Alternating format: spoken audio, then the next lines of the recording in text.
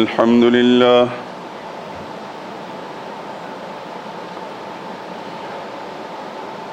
لله وكفى وسلام على عباده الذين اصطفى خصوصا على سيد الرسل وخاتم الأنبياء وعلى آله المجتبى وأصحابه الأتقياء. أما بعد فإن خير الحديث كتاب الله وخير الهدي هدي محمد صلى الله عليه وسلم وشر الأمور محدثاتها وكل محدثة بدعة وكل بدعة ضلالة وكل ضلالة في النار. أعوذ بالله من الشيطان الرجيم. بسم الله الرحمن الرحيم. الله لا إله إلا هو الحي القيوم لا تأخذه سنة ولا نوم له ما في السماوات وما في الأرض من ذا الذي يشفع عنده إلا بإذنه يعلم ما بين أيديهم وما خلفهم ولا يحيطون بشيء من علمه إلا بما شاء وسع كرسيه السماوات والأرض ولا يؤوده حفظهما وهو العلي العظيم.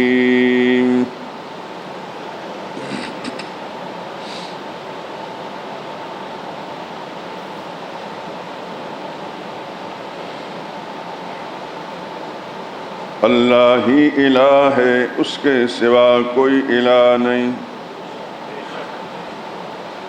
وہ زندہ و جاوید ہے، سارے جہان کو سنبھالنے والا ہے. اسے نہ اونگ آتی ہے نہ نیند. جو کچھ آسمانوں میں اور جو کچھ زمین میں ہے سب اسی کا ہے. کون ہے کہ اس کی اجازت کے بغیر اس سے کسی کی سفارش کر سکے؟ جو کچھ لوگوں کے روبرو ہو رہا ہے، جو کچھ ان کے پیچھے ہو چکا ہے، اسے سب معلوم ہے، اور وہ اس کی معلومات میں سے کسی چیز کا احاطہ نہیں کر سکتے. ہاں، جس قدر وہ چاہتا ہے اسی قدر معلوم کرا دیتا ہے. اس کی بادشاہی اور اس کا علم آسمان و زمین سب پر حاوی ہے، اور اسے ان کی حفاظت کچھ بھی دشوار نہیں. وہ بڑا علی شان اور عظیم الشان ہے.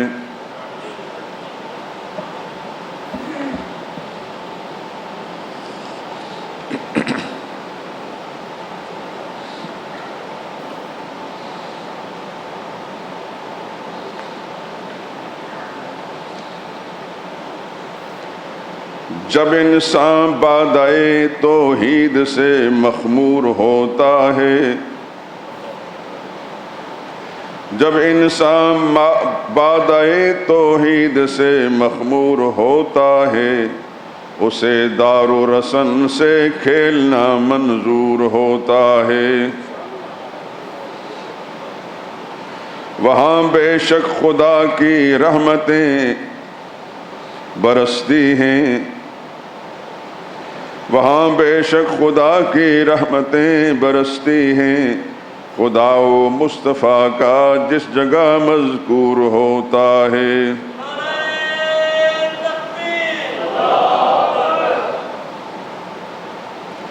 وہ دنیا کے شہنشاہوں کو خاطر میں نہیں لاتا،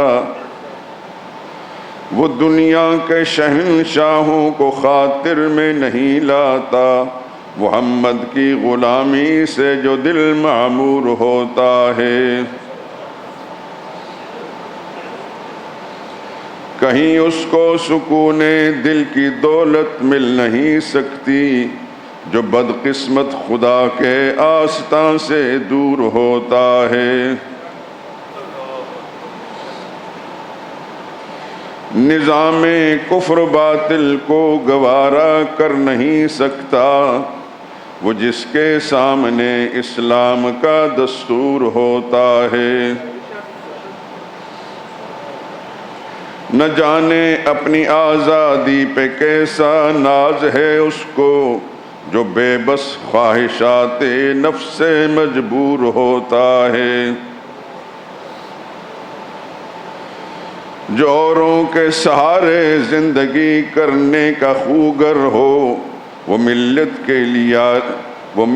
کے لیے رشتہ ہوا ناسور ہوتا ہے۔ ظہور اس کی مشیت کے سوا کچھ بھی نہیں ہوتا، ظہور اس کی مشیت کے سوا کچھ بھی نہیں ہوتا، وہی ہوتا ہے جو اللہ کو منظور ہوتا ہے۔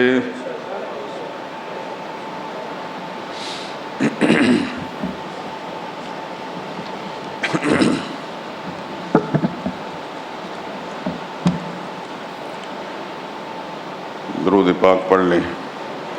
اللہم صلی علی محمد وعلی آل محمد کما صلیت علی ابراہیم وعلی آل ابراہیم انک حمید مجید۔ اللہم بارک علی محمد وعلی آل محمد کما بارکت علی ابراہیم وعلی آل ابراہیم انک حمید مجید۔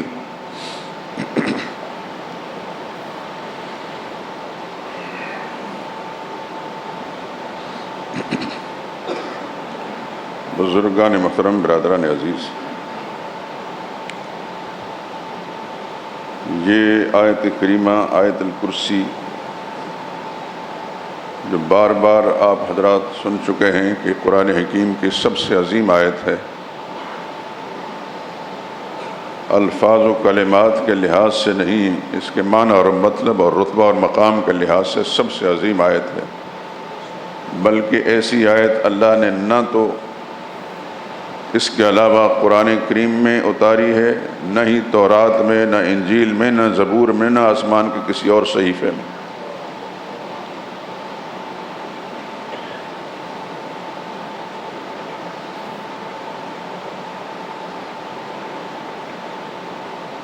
اس کے انتخاب کا سبب اس سے پہلے میں بار بار عرض کر چکا ہوں، دین کا اساسی اور بنیادی مسئلہ، سب سے اہم مسئلہ، اللہ کا سب سے پسندیدہ مسئلہ،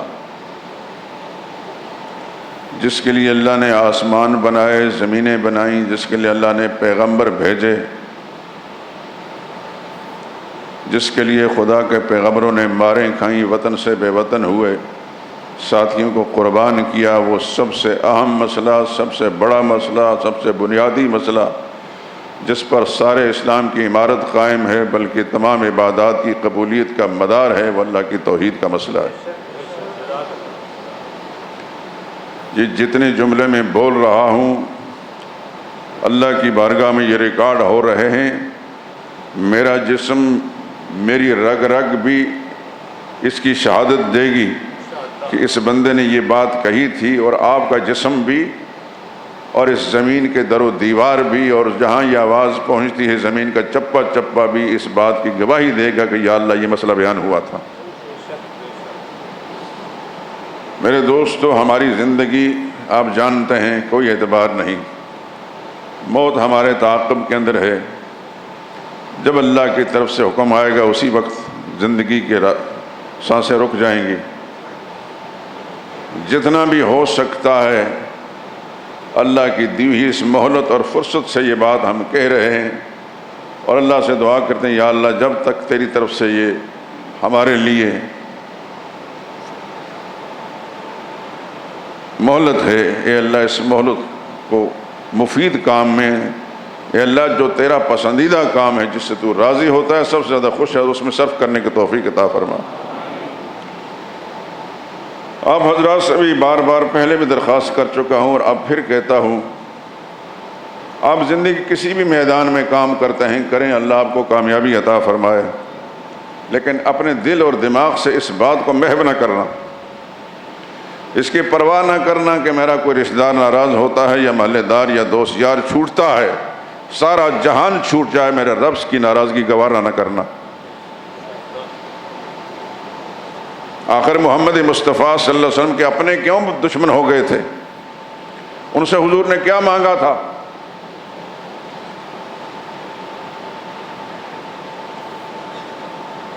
جن سے رسول اللہ نے پہلے پوچھا کہ میرے بارے میں تمہاری کیا رائے ہے،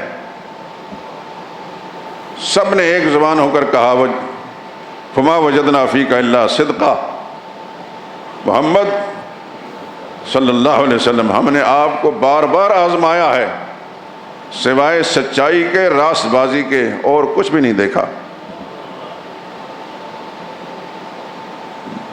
مکہ شہر میں، مکی زندگی میں محمد مصطفیٰ صلی اللہ علیہ وسلم کا جہاں نام محمد لوگ جانتے تھے، ساتھ امین کا لفظ بھی لوگوں کے ذہنوں کے اندر تھا۔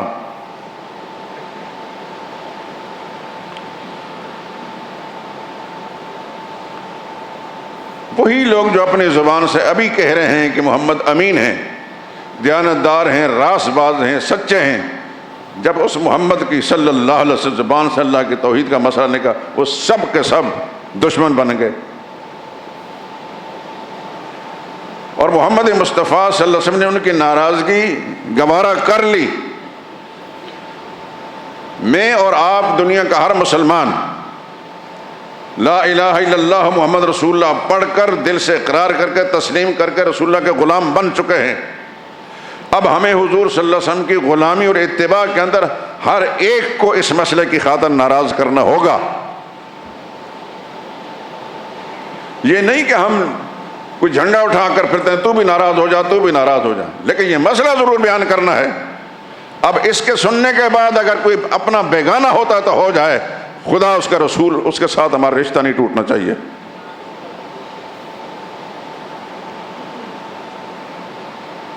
تو وہ مسئلہ اس آیہ کریمہ کے اندر بتمام و کمال بیان کیا۔ پہلے بھی عرض کر چکا ہوں، اس آیہ کریمہ کے 10 جملے ہیں۔ پہلا جملہ دعویٰ ہے اللہ لا الہ الا ہو، کہ اللہ ہی الہ ہے، اللہ ہی الہ ہے، اللہ ہی حاجت روا ہے، اللہ ہی مشکل کشا ہے، اللہ ہی بگڑی بنانے والا ہے، اللہ ہی اولاد دینے والا ہے، اللہ ہی شفا دینے والا ہے۔ لا الہ الا اس کے سوا کوئی حاجت روا نہیں، کوئی مشکل کشا نہیں، کوئی اولاد دینے والا نہیں، کوئی شفا دینے والا نہیں، کوئی بگڑی بنانے والا نہیں۔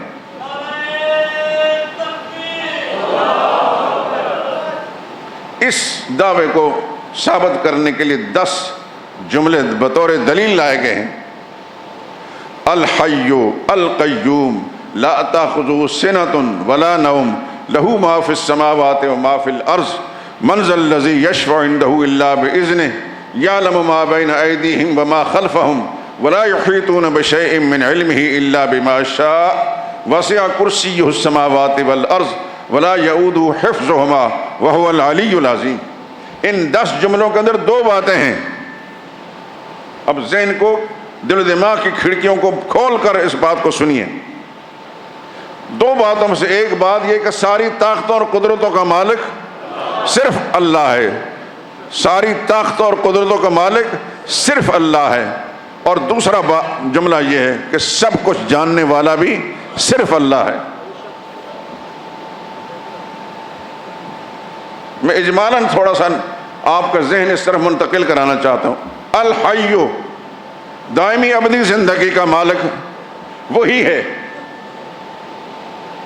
اس کو زندگی کسی نے دی نہیں، ازل سے ابد تک اس پر کوئی موت نہیں لا سکتا، اس پر کوئی موت نہیں لا سکتا۔ یہ اس کی قدرت کی دلیل ہے۔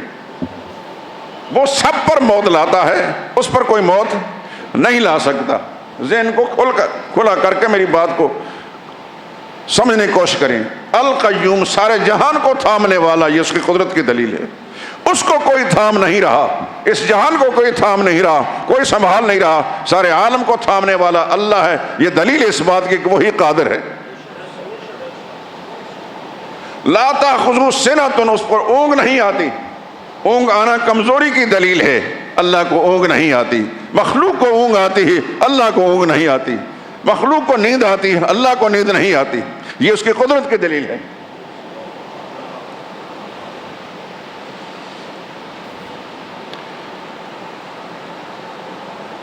لہو ما فی السماوات ما فی الارض، جو کچھ آسمانوں میں ہے، جو کچھ زمین میں ہے، اس کا مالک اللہ ہی ہے. وہی مختار ہے.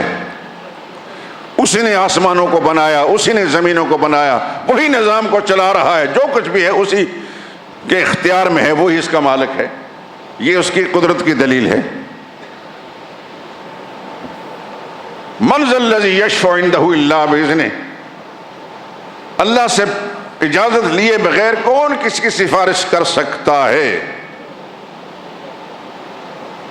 یہ اس کی قدرت کی دلیل ہے. وہ قادر ہے، وہ اجازت دے تو بول سکتا ہے، اجازت نہ دے تو نہیں بول سکتا. وہ قادر مطلق ہے. سب اس کے سامنے مجبور ہیں، سب اس کے سامنے مجبور ہیں. اپنی زبان سے بولیے بھی تاکہ خدا کا سامنے ریکارڈ جائے. وہ کسی کے سامنے مجبور نہیں.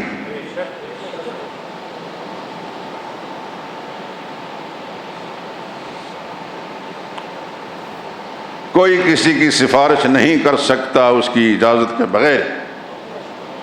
محشر کے میدان میں صلی اللہ علیہ وسلم، جب محمد مصطفیٰ صلی اللہ علیہ وسلم جب اللہ سے اجازت لیں گے تو اللہ سے اجازت سے ملے گی. جس کے لیے ملے گی اسی کے لیے سفارش کریں گے. نبی کریم صلی اللہ علیہ وسلم کا فرمان ہے، اس دنیا میں حضور بول کر گئے ہیں، اسد الناس بشفاعت یوم القیامت من قال لا الہ الا اللہ. وہ بڑا خوش نصیب انسان جو میری سفارش اس کو ملے گی، جس نے اس دنیا میں لا الہ الا اللہ کو پڑھا بھی، اس کو مان کر گیا ہے. اس کا مطلب یہ ہے کہ جو موحد ہے وہ سفارش کا حقدار ہے، جو موحد نہیں وہ سفارش کا حقدار نہیں ہے.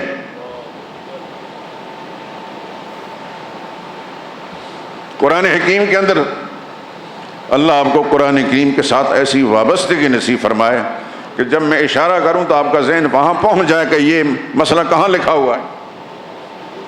یہ آیت کہاں ہے؟ وَكَم مِّن مَلَكٍ فِي السَّمَاوَاتِ، اللہ فرماتے ہیں کتنے ہی فرشتے ہیں آسمانوں میں. کوئی حد و حساب ہے فرشتوں کا؟ معراج کی رات رسول اللہ صلی اللہ علیہ وسلم عالم بالا میں جب تشریف لے گئے تو بیت المعمور کے پاس سے بھی گزرے.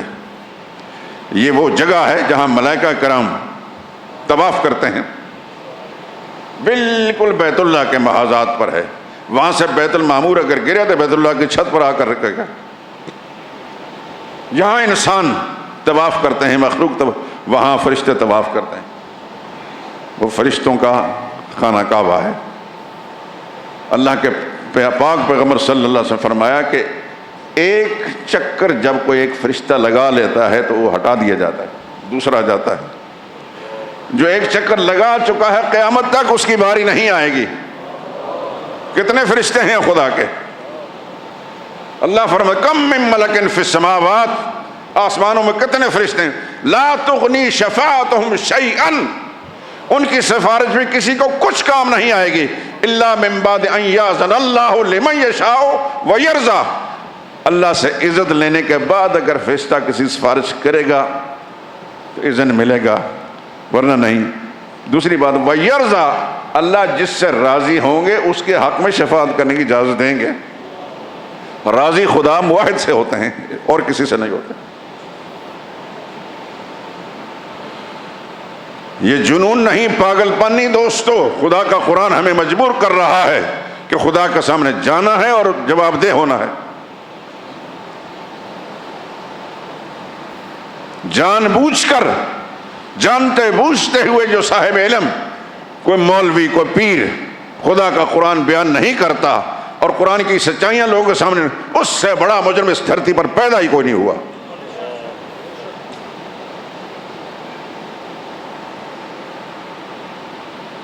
کسی بزرگ نے بڑی خوبصورت بات کہی،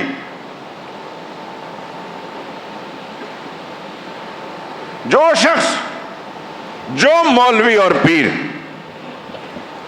غلط مسئلے بتاتا ہے دنیا کا مفاد اکٹھا کرنے کے لیے، پیسے لینے کے لیے، مراد و مفادات لینے کے لیے، اس سے وہ طوائف اچھی ہے جو جسم بیچتی ہے، عزت بیچ کر کماتی ہے، اس لیے کہ وہ جسم تو بیچتی ہے لیکن ایمان نہیں بیچتی۔ وہ گنہگار ضرور ہے، یہ ایمان بیچتا ہے بدبخت۔ جو دین بیچتا ہے اس سے وہ جسم فروش، وہ عزت فروش، ناموس فروش اور زیادہ بہتر ہے۔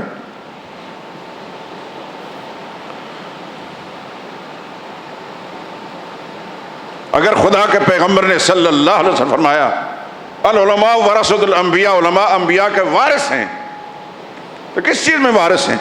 نبیوں کو مال چھوڑا ہے جو مال بانٹتے ہیں، نبی نے وہ دین چھوڑا ہے، اس دین کو بیان کرنے والا نبی کا وارث ہے، اس دین کو بیان نہیں کرتا، خیانت کرتا ہے، وہ بدماش ہے، وہ مجرم ہے خدا کا۔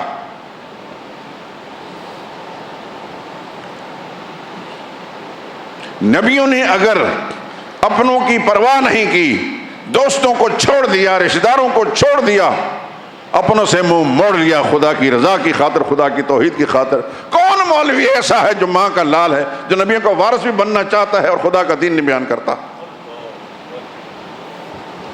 یہ بہت بڑا دھوکہ ہے، خود فریبی ہے دوستو۔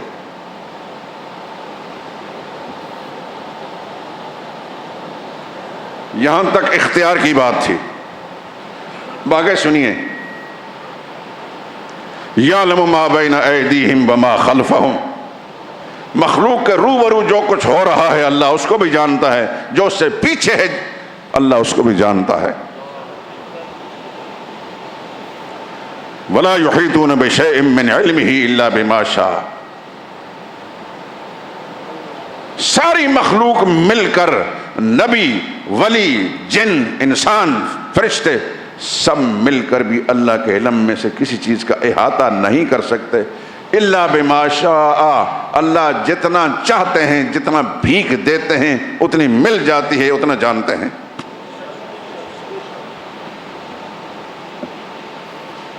کتنی باتیں ہو گئیں؟ دو۔ بعض آیات میں اللہ کی، بعض جملوں میں اللہ کے قدرت کا مسئلہ بیان ہوا، اب ان دو جملوں کے اندر اللہ کے علم کا مسئلہ بیان ہوا۔ یاد ہے آپ کو میں نے کیا کہا تھا؟ آیت الکرسی کے 10 جملوں کے اندر 2 مسئلے ہیں، یا تو اے سی کی وجہ سے آپ کو سردی لگ گئی تو بول نہیں رہے۔ کیا مسئلہ بیان کیا تھا؟ آیت الکرسی کے ان 10 جملوں کے اندر دین کے 2 بنیادی اور اساسی مسئلے بیان ہوئے جس پر سارے اسلام کی عمارت قائم ہے۔ پہلے دعویٰ بیان کیا، اس کے لیے پھر دلیلیں بیان کی۔ کون سی 2 دلیلیں ہیں؟ ایک دلیل یہ کہ ساری طاقتوں کا مالک اللہ ہے، صرف اللہ ہے، صرف اللہ ہے، اور دوسری یہ بات ہے کہ سب کچھ جاننے والا بھی صرف اللہ ہے۔ علم اور قدرت، علم اور قدرت،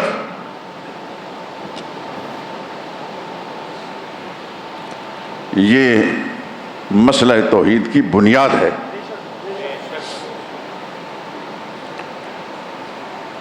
جو شخص اللہ کے سوا کسی اور کو طاقت کا مالک سمجھتا ہے وہ شرک کرتا ہے، جو شخص اللہ کے سوا کسی اور کو سب کچھ جاننے والا غیب دان سمجھتا ہے وہ شرک کرتا ہے۔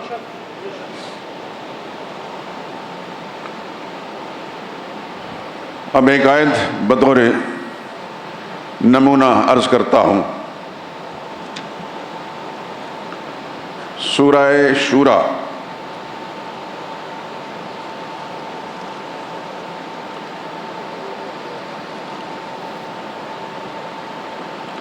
آیت نمبر 50،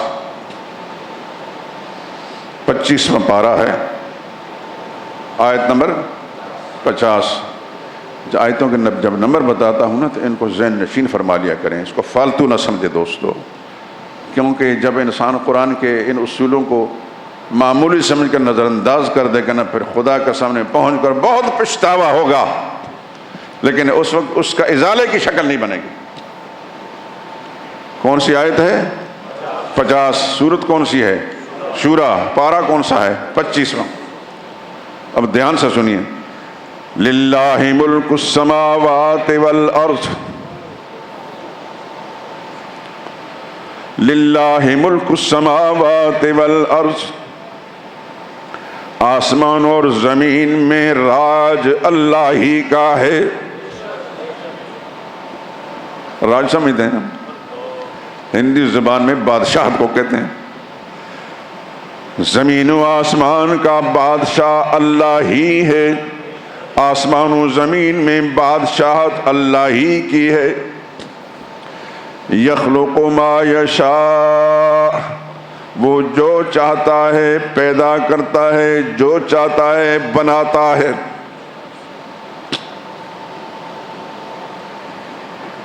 یہاں بولے من یشاء اناسا، وہ جس کو چاہتا ہے بیٹیاں ہی بیٹیاں دے دے، جس کو چاہتا ہے بیٹیاں ہی دیتا ہے، ایک بیٹا بھی نہیں۔ وَيَهَبُ لِمَن يَشَاءُ الذُّكُورَ، اور جس کو چاہتا ہے بیٹے دیتا ہے، ایک بیٹی بھی نہیں۔ یہ کون کرتا ہے؟ یہ تقسیمیں کس کی ہیں؟ دل کی گہرائی سے مان کر جان کر کہہ رہے ہیں، یا یہ ویسے ہی سوچ کر جان کر کہ سارے اختیارات کا مالک اللہ ہی ہے، آسمان و زمین میں راج بادشاہت اللہ ہی کا ہے۔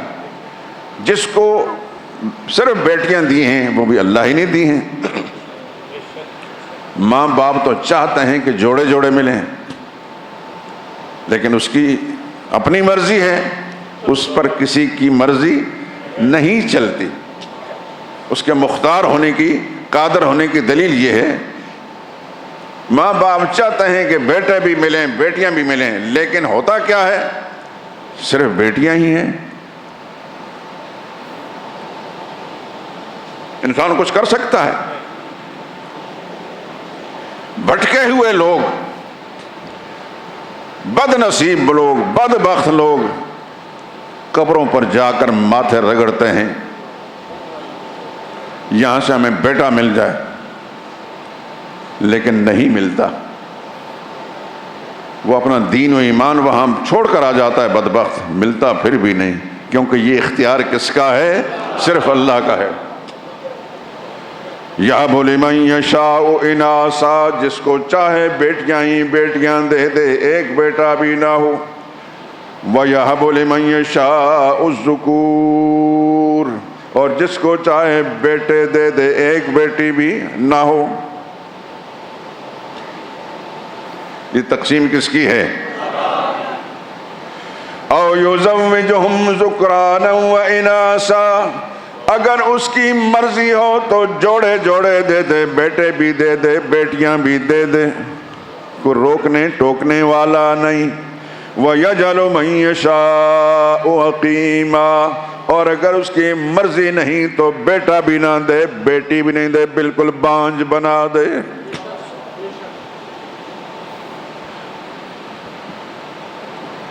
سرور عالم صلی اللہ علیہ وسلم سے بڑا محبوب اور پیارا اس دھرتی پر اللہ نے کسی کو پیدا ہی نہیں فرمایا۔ اور سرور عالم صلی اللہ علیہ وسلم کی ازواج مطہرات میں صدیقہ بنت صدیق سیدہ عائشہ رضی اللہ تعالی عنہا سے بڑھ کر کوئی پیارا نہیں تھا۔ حضرت صدیقہ بھی چاہتی تھی کہ میرے ہاں اولاد ہو، لیکن میرے رب کی مرضی نہیں تھی، میرے رب کی مرضی نہیں تھی۔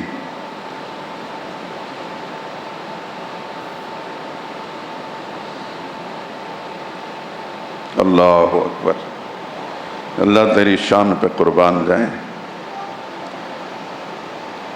عرض کیا ام المومنین یا رسول اللہ میرے بھی ہاں کوئی بیٹا ہوتا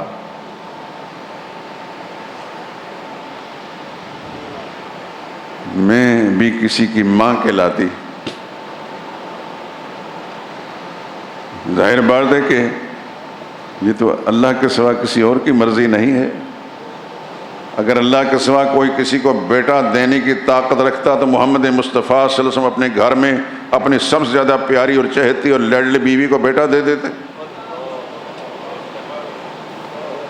اور اس کائنات کی عورتوں میں جو رتبہ حضرت عائشہ صدیقہ کا ہے رضی اللہ تعالی عنہ، اللہ نے اعلان کیا قرآن میں، یا نساء النبی لستن کاحد من النساء، اے نبی کی بیویوں دنیا میں کی کوئی عورت تمہاری جیسے نہیں ہے۔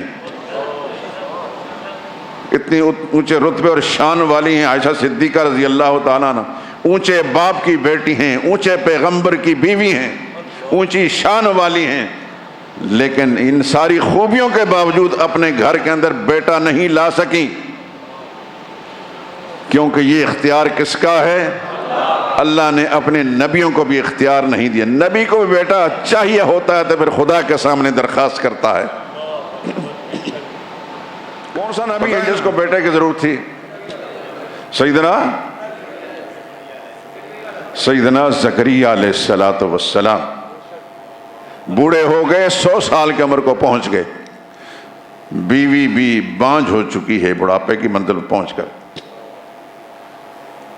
لیکن خدا کے پیغمبر کے دل میں امنگ پیدا ہوئی، رب حب لی من لدنک ذریۃ طیبۃ انک سمیع الدعاء، میرے داتا مجھے اپنی جناب سے ایک پاک بیٹا عطا فرما، میں تیری بارگاہ میں التجا کر رہا ہوں، میرا عقیدہ اور ایمان یہ ہے کہ پکاروں کو سننے والا تو ہی ہے۔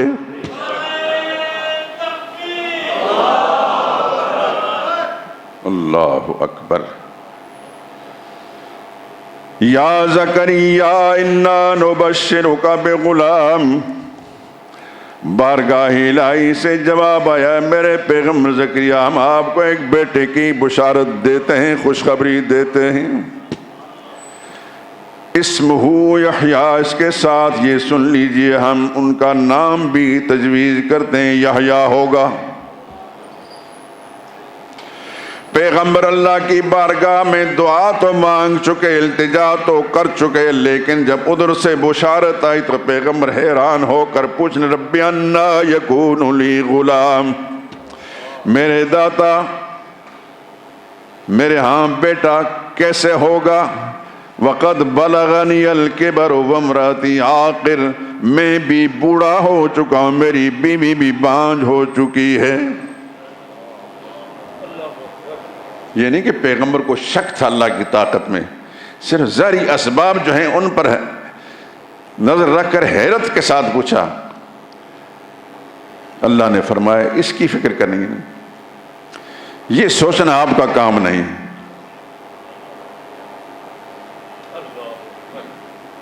اور پھر اللہ نے بیٹا دیا کہ نہیں دیا؟ عظیم، اور بیٹا بھی دیا، نام بھی رکھا، بیٹے کو نبی بھی بنایا۔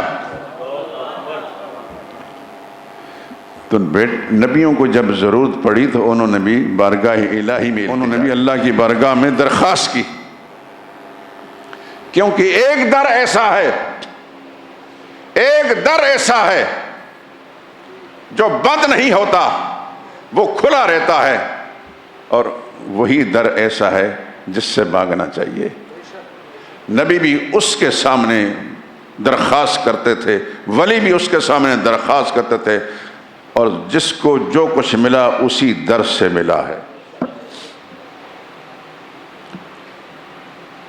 تو آیت میں کیا فرمایا؟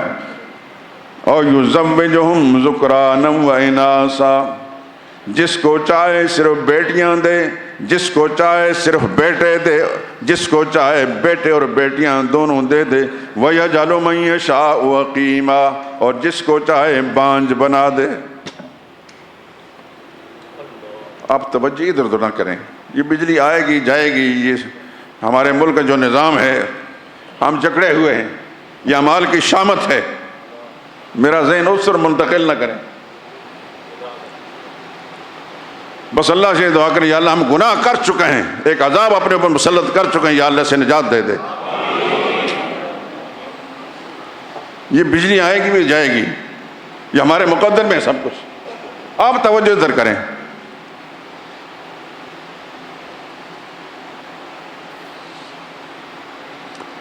کیا کہا آیہ کریمہ میں؟ جس کو چاہے صرف بیٹیاں دے، جس کو چاہے صرف بیٹے دے، اور جس کو چاہے جوڑے دے. وَيَجْعَلُ مَن يَشَاءُ عَقِيمًا، جس کو چاہے بانجھ بنا دے، کچھ بھی نہ دے. اس کے آخر میں ایک جملہ ہے، یہ بتانا اِنَّهُ عَلِيمٌ قَدِيرٌ، اِنَّهُ عَلِيمٌ قَدِيرٌ، وہ سب کچھ جاننے والا بھی ہے، ساری قدرتوں کا مالک بھی ہے. ساری قدرت والا. تو آیت الکرسی کا خلاصہ کیا ہے؟ سب کچھ کرنے والا بھی وہی ہے اور سب کچھ جاننے والا بھی وہی ہے. یہ دو بنیادیں ہیں مسئلہ توحید کی. مسئلہ توحید پر آپ کا سارا اسلام قائم ہے. نماز بھی، روزہ بھی، حج بھی، زکوٰۃ بھی، صدقہ بھی، خیرات بھی، طواف بھی، اعتکاف بھی، حج بھی، ساری نیکیاں اس پر قائم ہیں. اور اس مسئلہ توحید پر آسمان و زمین قائم ہے. اس زمین اور آسمان اسی پر قائم ہے. یاد ہے وہ آیت سورہ طلاق کی آخرت پڑھی تھی میں نے؟ پھر سن لیجئے. للہ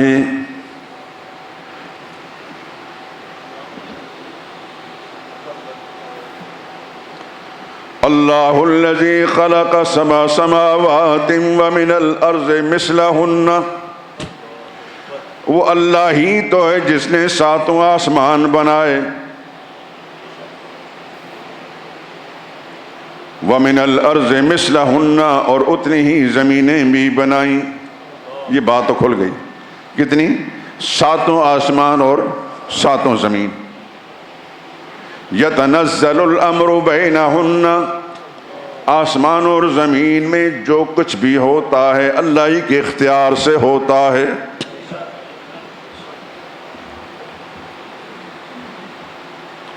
زمین پھل پیدا کرتی ہے، پھل اگاتی ہے، غلہ اگاتی ہے، پانی نکلتا ہے، سبزیاں نکلتی ہیں. کس کی مرضی سے؟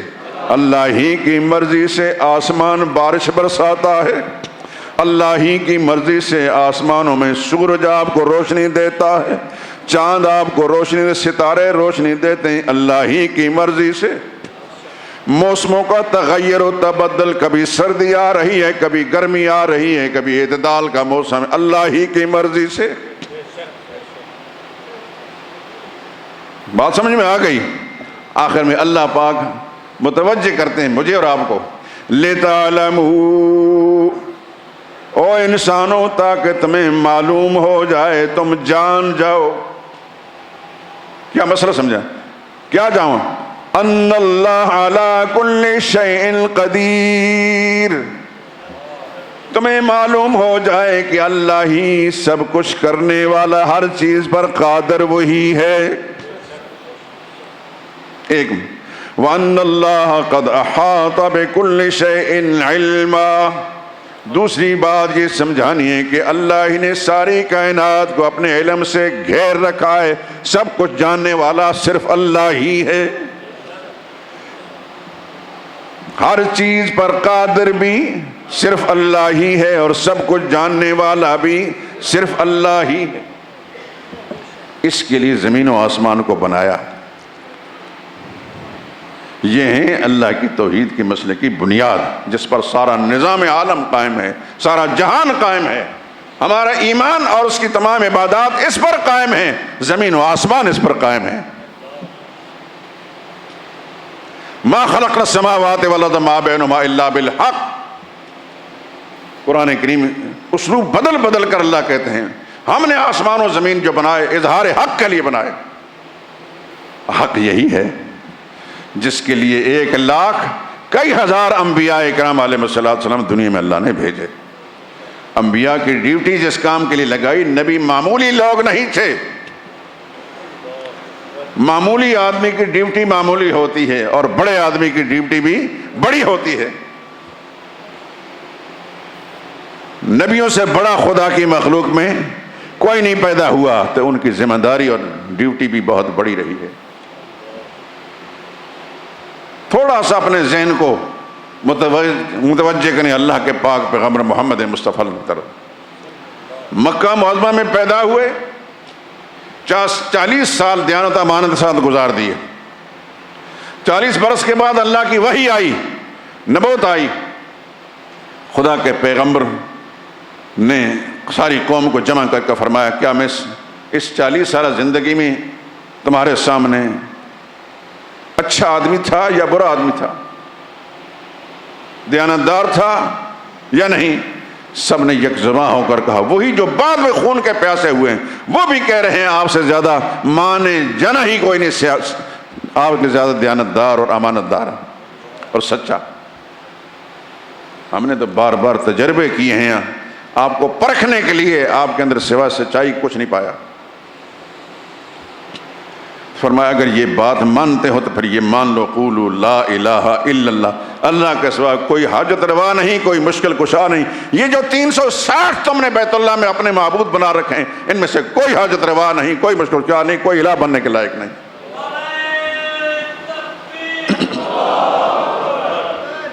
بس سارے کے سارے دشمن بن گئے.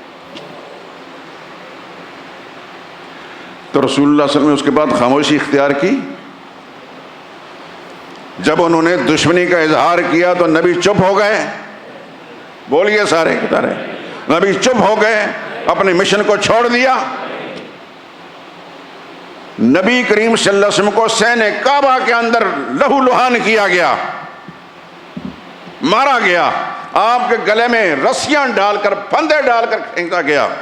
رسول اللہ نے اپنا مشن چھوڑ دیا. سین کعبہ میں رسول اللہ صلی اللہ علیہ وسلم کا ایک لیپالک سیدہ خدیجہ کا پہلے شوہر سے ایک بیٹا حضرت حارث رضی اللہ تعالیٰ عنہ رسول اللہ صلی اللہ علیہ وسلم کی حمایت کے اندر شہید کر دیا گیا. علامہ ابن حجر اسقلانی نے لکھا ہے قتل تحت رکن یمانی اول شہید فی الاسلام، اسلام کا پہلا شہید جو رکن یمانی کے پاس قتل کیا گیا. حسین کعبہ کو خون سے رنگین کر دیا. رسول اللہ نے مشن چھوڑ دیا. طائف کے ان مقامات میں آپ حضرات نے دیکھے ہوں گے، میں خاص طور پر اس کو دیکھنے گیا تھا.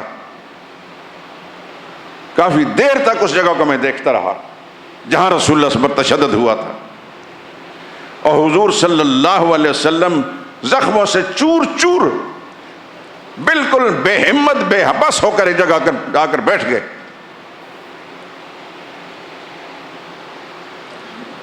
اور وہ باغ بھی اب بھی ہے اس کے نشانات. ایک مشرک اس نے اپنے ایک غلام کو جو بعد میں صحابیت کے شرف سے اللہ تعالیٰ نے اس کو نوازا، ان کا نام تھا عداس، جو پہلے عیسائی تھے لیکن اس سرمایدار اور دولت مند کے وہ نوکر تھے، غلام تھے.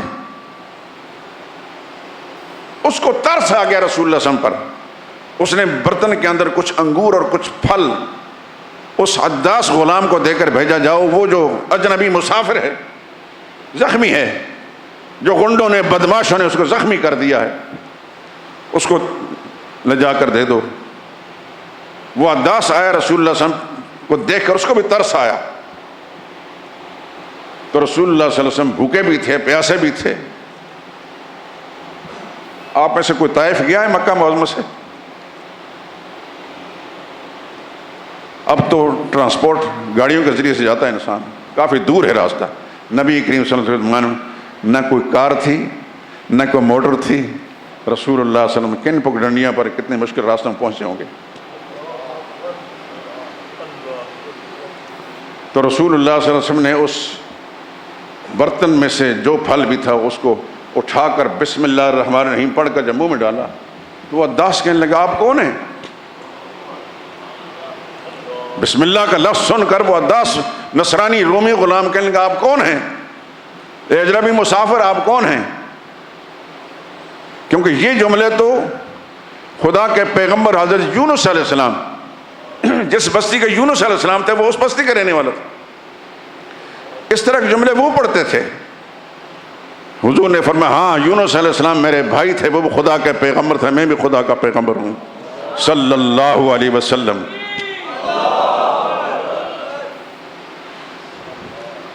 اللہ اکبر۔ جب حضور نے یہ فرمایا تو اس عداس غلام نے نیچے جھک کر رسول اللہ صلی اللہ علیہ وسلم کے پاؤں کو چوما۔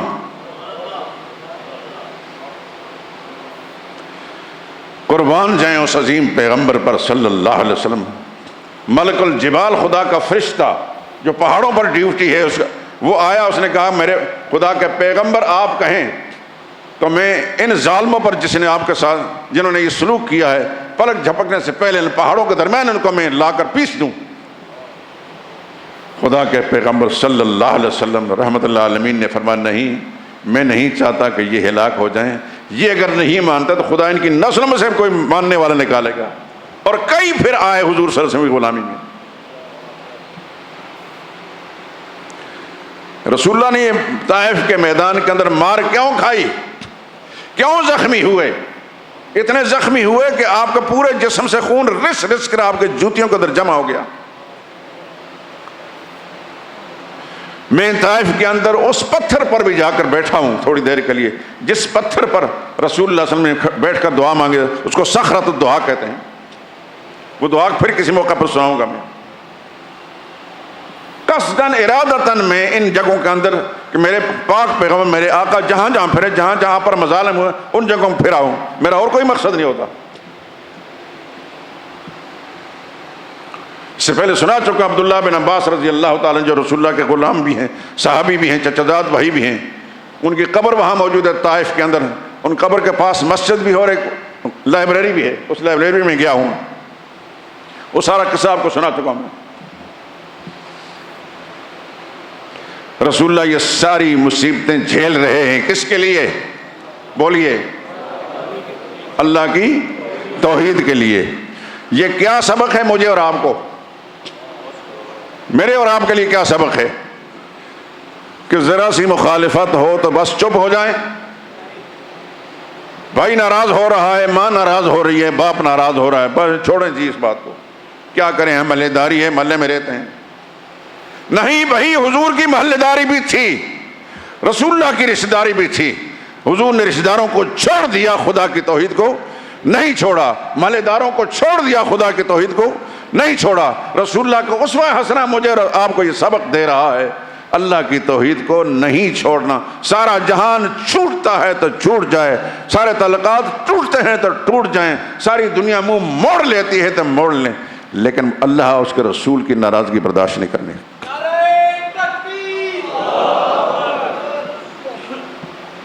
بات سمجھ میں آ رہی ہے کہ نہیں آ رہی؟ آیت الکرسی کا کچھ خلاصہ سامنے آیا۔ میں کیوں بار بار آیت الکرسی کو پڑھتا ہوں؟ اس میں صرف دو ہی مسئلے ہیں، سب کچھ جاننے والا بھی اللہ ہے اور سب کچھ کرنے والا بھی اللہ ہے۔ ان دو مسئلوں کی بنا پر یہ آیت الکرسی اتنی عظیم آیت شمار ہوئی کہ فرمایا نہ ایسی آیت تورات میں، نہ انجیل میں ہے، نہ زبور میں، نہ خود قرآن کریم میں اس رتبے اس شان کی اور آیت کوئی بھی نہیں۔ میں اپنی ان معروضات اور گزارشات میں ایک سے زائد مرتبہ حضرات کے ذہن کو اس طرح متوجہ کرا چکا ہوں۔ سارے قرآن کریم کے اندر تلاوت کے دوران جو آیت اللہ کی توحید کے مضمون پر مشتمل ہوتی ہے وہ آیت سب سے زیادہ عظیم آیت شمار ہوتی ہے۔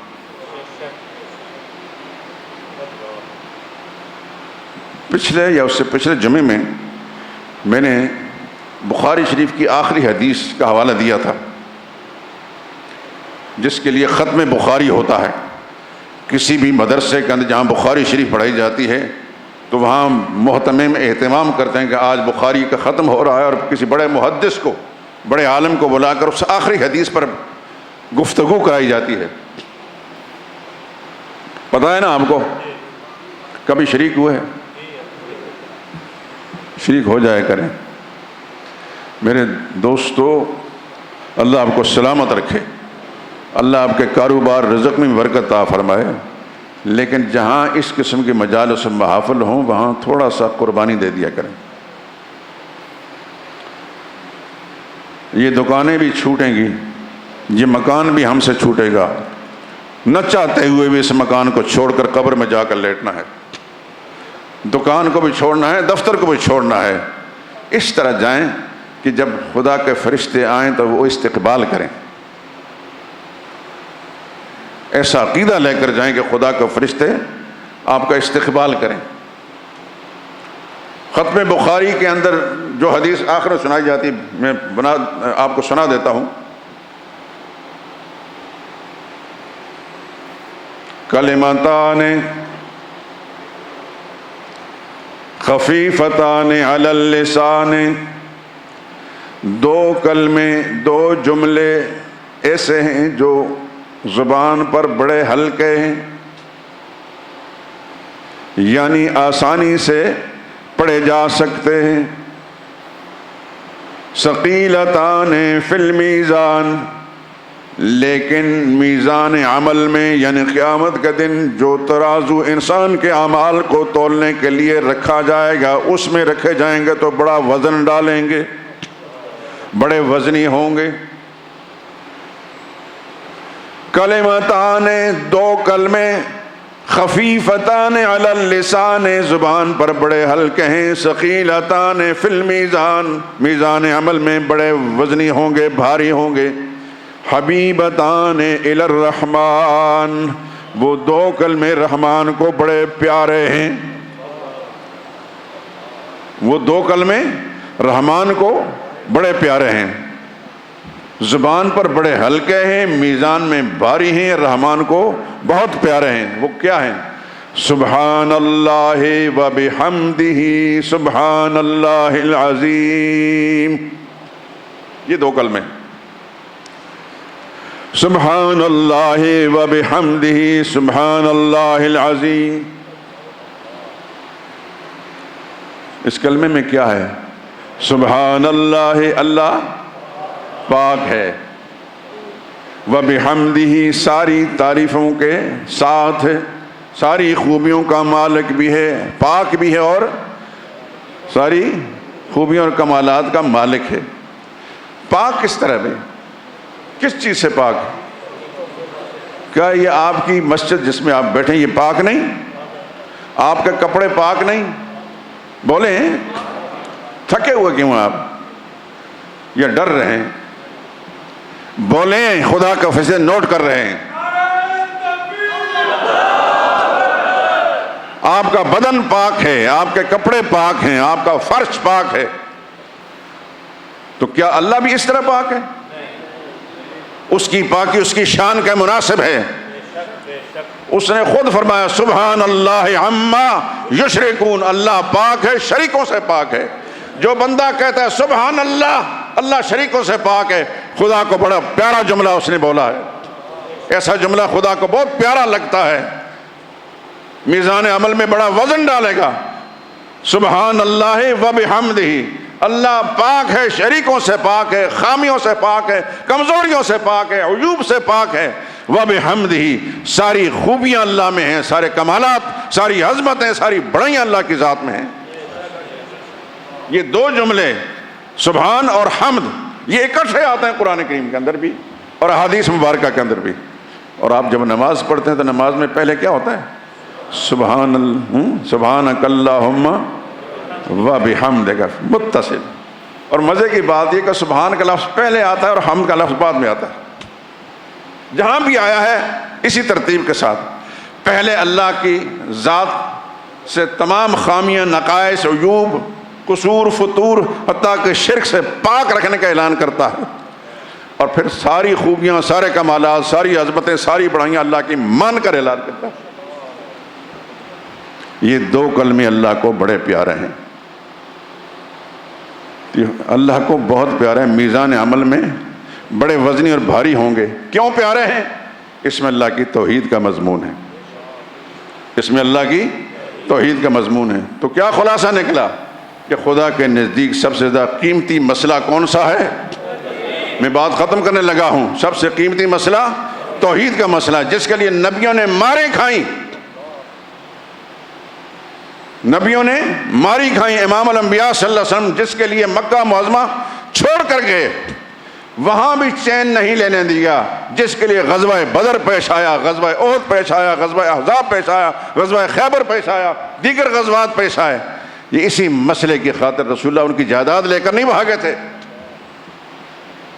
وہ مشرک ظالم رسول اللہ کو وہاں بھی چین سے نہیں بیٹھنے دیا، انہوں نے بدر کا مارکا پیش آیا، احد کا مارکا پیش آیا، جس میں رسول اللہ صلی اللہ علیہ وسلم لہو لہان ہو گئے، زخمی ہو گئے، دانت مبارک ٹوٹ گئے، جس میں حضرت حمزہ سید الشہداء رسول اللہ کا چچا، شیر خدا اسد اللہ واسد رسول ہی، جسم کے ٹکڑے ٹکڑے کیے۔ نبی نے یہ سب کچھ گوارا کیا، لیکن اللہ کے توحید کے مسئلے کو نہیں چھوڑا۔ مسجد کے اندر بیٹھے ہوں، آپ کیوں ڈر ڈر کر کیوں بولتے ہیں؟ یہاں تو کوئی آپ کو نقصان پہنچانا، انشاءاللہ کوئی نقصان نہیں پہنچے گا۔ جس شخص کا اللہ کی ذات پر ایمان ہے، اعتماد ہے، وہ کہتا ہے میرا رب قادر مطلق ہے، مجھے کوئی نقصان نہیں پہنچ سکتا۔ یہ عقیدہ رکھے میرے دوستو۔ وآخر دعوانا ان الحمد للہ رب العالمین۔